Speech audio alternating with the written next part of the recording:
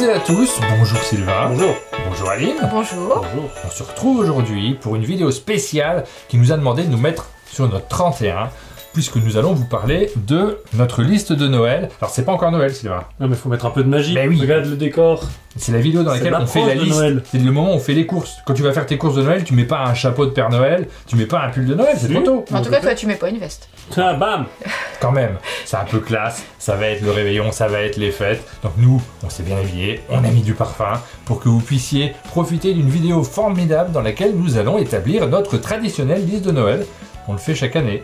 C'est ça, donc on s'est basé sur toutes les sorties de 2022, les jeux qui déjà d'une nous ont tapé dans l'œil, et ensuite les jeux qui sont de bons cadeaux à offrir, qui pourront se glisser facilement sous le sapin. Et donc on va revenir pendant cette vidéo sur cette liste, sur les différentes catégories, pour vous conseiller les jeux à offrir à Noël. Et si vous voulez des conseils sur des jeux qui sont des grands classiques, Martin, tu as rédigé un article de conseils sur Le Monde. Exactement, sur lemonde.fr, vous pouvez retrouver une liste des grands classiques pour débuter dans le jeu de société. C'est pas ce qu'on va faire aujourd'hui. Aujourd'hui, on se table uniquement sur les jeux parus en 2022. Notre sélection est plus étroite, mais malgré tout, il y en avait des tonnes. Donc on a eu du mal à la choisir. sélection n'est pas évidente. Et dans la description de cette vidéo, vous retrouverez toute notre sélection avec davantage de choix, davantage de catégories. Vous pourrez vous déplacer directement en magasin avec la liste que vous pouvez imprimer. Et on commence, Aline, directement par les jeux enfants. Bah oui, c'est Noël, on offre des jeux aux enfants.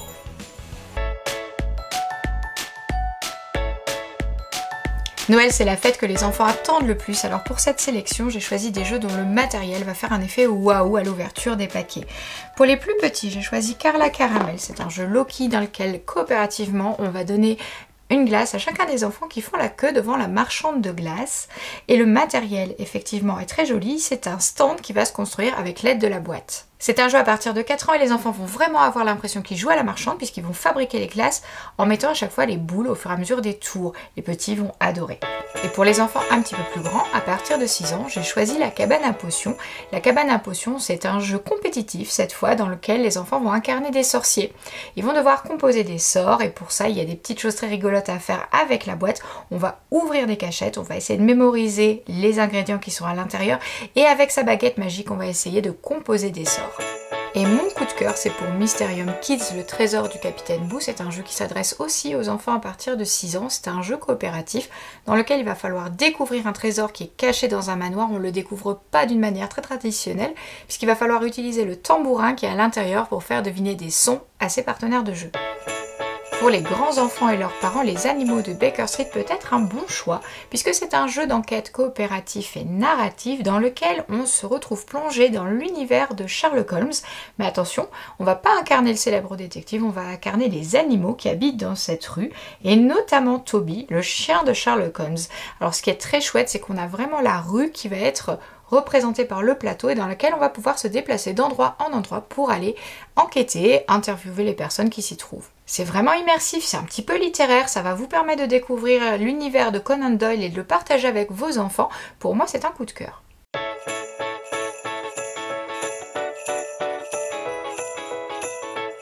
Gros coup de cœur de l'équipe d'un monde de jeu, on est ravis de vous proposer dans cette liste le Club des Aventuriers.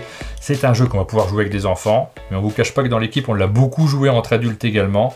Dans ce jeu, il y a un petit livret qui vous propose plusieurs histoires très bien écrites, c'est pas un détail, qui à chaque fois vont nous poser des petits problèmes que nous allons essayer de résoudre collectivement. Alors pour ce faire, on va avoir des images, on va choisir les objets qui nous permettent de résoudre ces problèmes. C'est très immersif, il y a beaucoup d'ambiance, ça s'appelle Le Club des Aventuriers et c'est publié par Piatnik.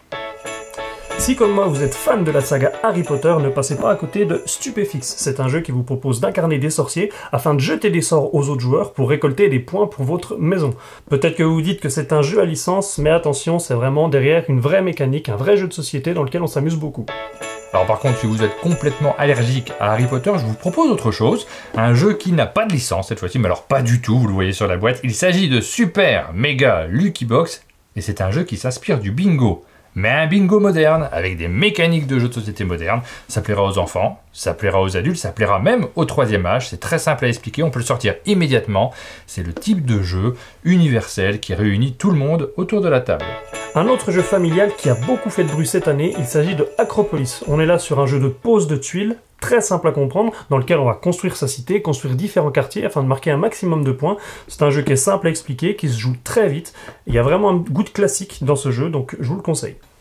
Et pour résumer, Acropolis, j'en suis accro.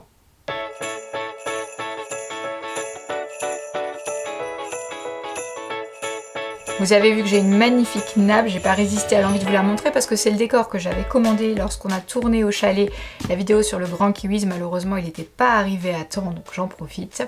Le Grand Kiwis, c'est un jeu qu'on vous conseille parce que c'est un jeu de quiz un petit peu original et inattendu. Il va pas falloir donner directement la bonne réponse, il va falloir éliminer avec votre équipe toutes les mauvaises réponses pour récolter un maximum de points.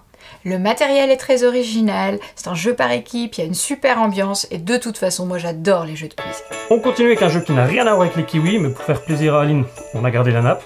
Discover, c'est un jeu d'ambiance musicale. Musical pourquoi? Bien parce que sur la table, on va poser des images magnifiquement illustrées et à tour de rôle, les joueurs vont faire écouter des musiques personnelles, des musiques de leur playlist.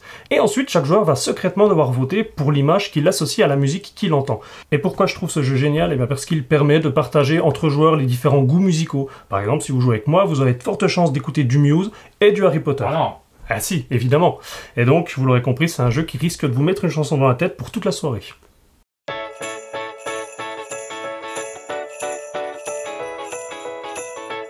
Dans la catégorie des jeux qui se jouent à 2 joueurs uniquement, on a choisi un jeu très classe. Vous voyez cette boîte, elle est magnifique.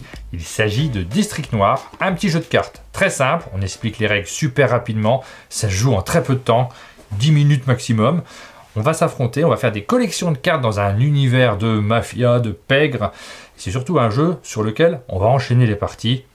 District Noir, c'est typiquement le genre de jeu qui vous rend accro. Fait plutôt rare, Complice c'est un jeu d'ambiance, mais pour 2 joueurs uniquement.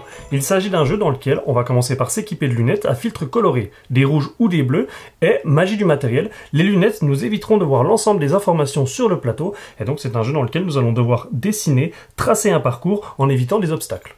Complice est donc un jeu coopératif pour 2 joueurs dans lequel vous allez devoir beaucoup communiquer avec votre partenaire afin de réussir les plus beaux braquages. Vous connaissez peut-être Splendor, ce grand classique des jeux de société dans lequel on récupère des ressources pour marquer le plus rapidement 15 points de victoire. Je ne vais pas vous parler de Splendor aujourd'hui, mais de son petit frère, Splendor Duel, qui comme son nom l'indique se joue à 2 joueurs uniquement.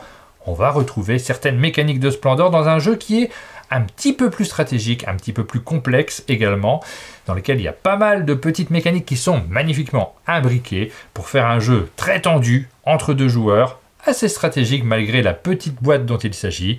Splendor Duel, ça a tout d'un futur classique.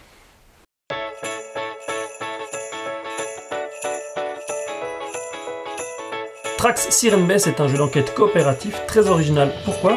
Parce que c'est un jeu dans lequel vous allez utiliser une bande son afin de collecter différents indices pour résoudre les 15 enquêtes présentes dans la boîte. Concrètement, vous allez poser sur la table le plan de la ville de Siren Bay, diffuser cette bande son, et ensuite c'est un jeu dans lequel on va discuter entre joueurs pour tenter de résoudre les enquêtes. Critical, c'est un jeu qui vous fait une promesse, il vous fait la promesse que vous allez pouvoir faire du jeu de rôle très facilement. Très facilement parce que les parties sont courtes, c'est 9 épisodes d'à peu près 30 minutes, c'est bâti à la manière d'une série télé.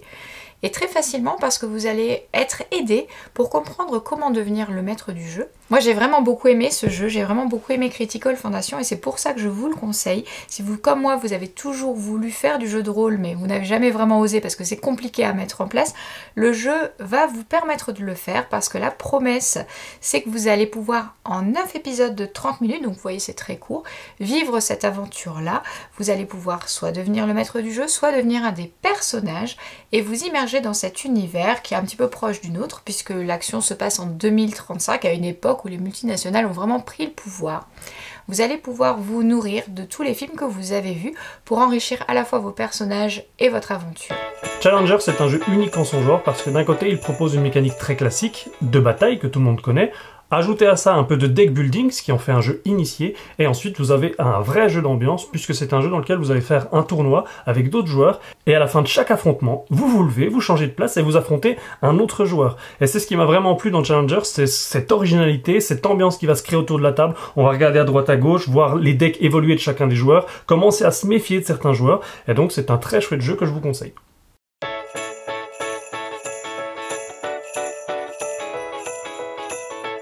Voici une très grosse boîte pour un très beau cadeau de Noël pour tout joueur qui aime les jeux de course. Hit, c'est un jeu de course qui va vous permettre de faire une compétition à plusieurs autour de la table.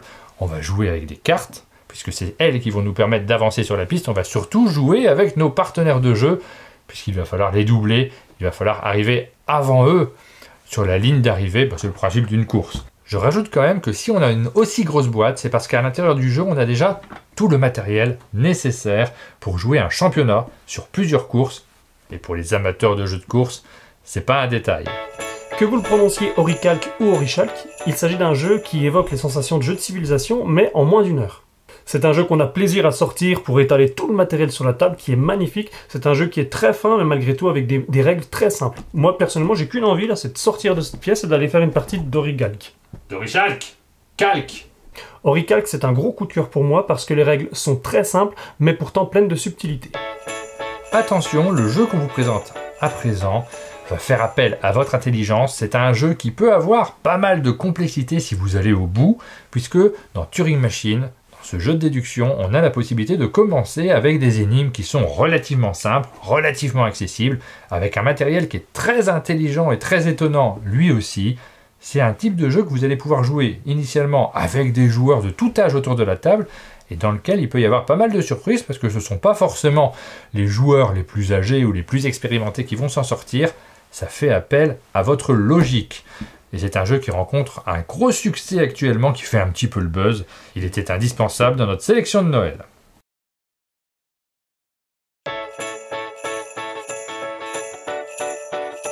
Dernier jeu de notre sélection de Noël, c'est le jeu le plus expert. On tenait absolument à en mettre un déjà, parce que moi je suis un joueur de jeu expert, et nous avons choisi Ark Nova. C'est un jeu qui vous invite à construire un parc géologique, choisir les bons animaux. C'est un jeu qui est basé sur les cartes, et je ne vais pas rentrer davantage dans les détails mécaniques, puisque c'est un jeu expert. Il y a pas mal de mécanique à l'intérieur. C'est une belle boîte, c'est un très beau cadeau de Noël, et c'est aussi l'assurance de passer du temps sur ce jeu, puisque chaque partie va durer facilement 2 heures, et il y a pas mal de réflexions, pas mal de stratégies. C'est un jeu dont on n'a pas fait le tour en une seule partie.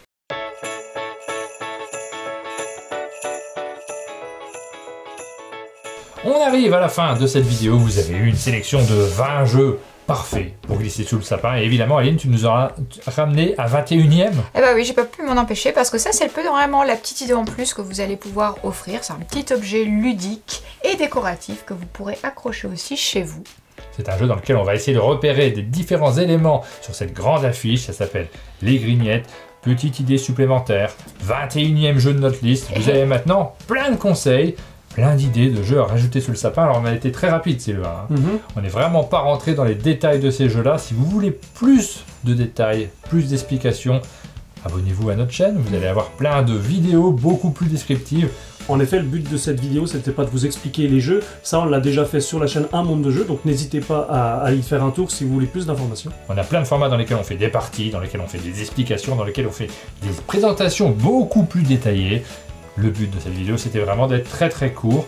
Vous êtes prêts à faire votre liste de Noël? N'hésitez pas à nous dire dans les commentaires les jeux que vous allez acheter pour Noël. Et pour conclure, comme d'habitude, si cette vidéo vous a plu, n'hésitez pas à mettre un j'aime, des commentaires, abonnez-vous à la chaîne Un Monde de Jeux pour ne rien louper de notre actualité, et on vous dit à Ciao. bientôt.